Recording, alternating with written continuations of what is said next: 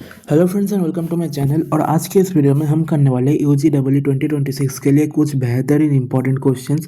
ये mainly reap का questions होगा, REAP का, जहाँ पे हम बहुत सारे क्वेश्चंस देखने वाले हैं और वो रीप के लिए बहुत इंपॉर्टेंट है। मेनली हर एक क्वेश्चन यहाँ पे काफ़ी इंपॉर्टेंट है और कुछ कुछ क्वेश्चन तो PIQ में भी आए हुए हैं। तो चलो देख लेते हैं सारे क्वेश्चंस को वन बाय वन।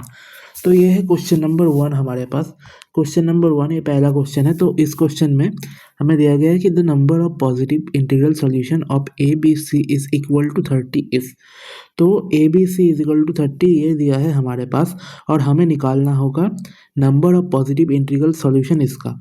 सो इसका number of positive integral solution निकालने का तरीका चलो देख लेते हैं कि कैसे करते हैं ये। तो अब देखो कि given that the number of positive integral solution of ABC is equal to 30 is।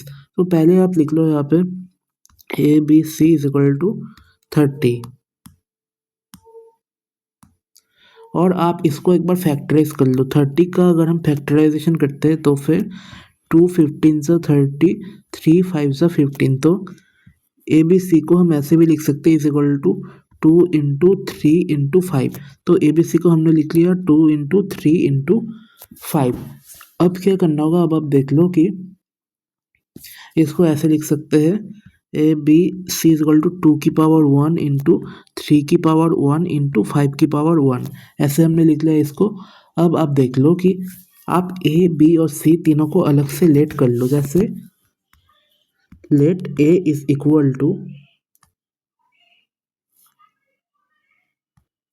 2 की पावर A1, 3 इंटू 3 की पावर A2 इंटू 5 की power A3। B is equal to 2 की पावर B1 इंटू 3 की पावर B2 इंटू 5 की power B3। और C is equal to 2 की power C1 into 3 की power C2 into 5 की पावर C3। इसको हमने ऐसे लेट कर लिया। और for power of 2 we must have, आप देखो कि 2 का पावर क्या है, 2 का पावर है 1। सो अगर 2 का पावर हमें 1 करना होगा, अगर हमें अब देखो कि ABC जो मल्टीप्लाई में है इसमें 2 की पावर 1 है, 3 की पावर 1 है, 5 की पावर 1 है। और हमें करना होगा for the power of 2, for power of 2 we must have A1 plus B1 plus C1 equal to 1। क्योंकि अब देखो कि ABC को अगर हम मल्टीप्लाई करेंगे तो 2 की पावर क्या आएगा हमारे पास, जब हम ABC को ऐसे मल्टीप्लाई करेंगे तो 2 की power A1 plus B1 plus C1 ये ऐसा आएगा इंटू 3 की power A2 plus B2 plus C2 into 5 की power A3 plus B3 plus C3। ये ऐसा कुछ आएगा हमारे पास। और अब इसको चलो सॉल्व करते हैं। तो यहाँ से हमारे पास A1 plus B1 C1 is equal to 1, A2 plus B2 plus C2 is equal to 1 and A3 plus B3 plus C3 is equal to 1। तो लिख लेते हैं इसको A1 plus B1 plus C1 is equal to, आप देखो कि 2 की power 1 है तो यहाँ पे ये 1 आ जाएगा। और तो ये यहाँ पे 1 आ जाए, इसके लिए हमें यूज़ करना होगा यहाँ पे बेगर्स एंड कॉइन मेथड या फिर स्टार्स एंड बार मेथड, दोनों सेम ही मेथड है। तो बेगर्स एंड कॉइन मेथड अगर हम यूज़ करते हैं तो उसका फॉर्मूला होता है N plus R minus 1 CR minus 1। Stars and bars method, यहाँ पे हम ये वाला मेथड यूज़ करेंगे और इस मेथड का एक सिंपल फॉर्मूला है कि N plus R minus 1 CR minus 1, ये हमें करना होगा।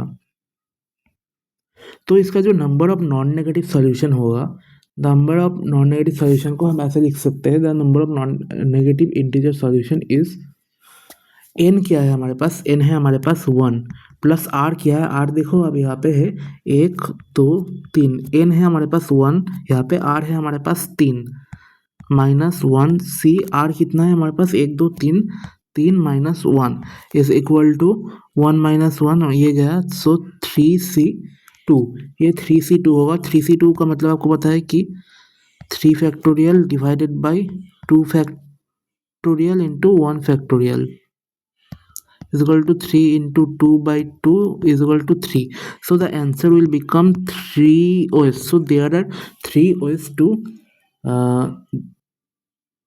do the problem, but see there are 3 ways to do the problem for case 1. See if it's for case 1 then you can see, आप देखो कि A1+B1C1 मतलब ये 2 के लिए हमने निकाल लिया कि इसका ये करने के लिए 3 OS है हमारे पास। सिमिलरली अगर आप A2B2C2 और अगर आप A3B3C3 ये देखते हो तो इसका भी 3 OS हो जाएगा और इसका भी 3 OS हो जाएगा। सो टोटल OS जो होगा हमारे पास वो होगा 3 × 3 × 3 = 27 OS।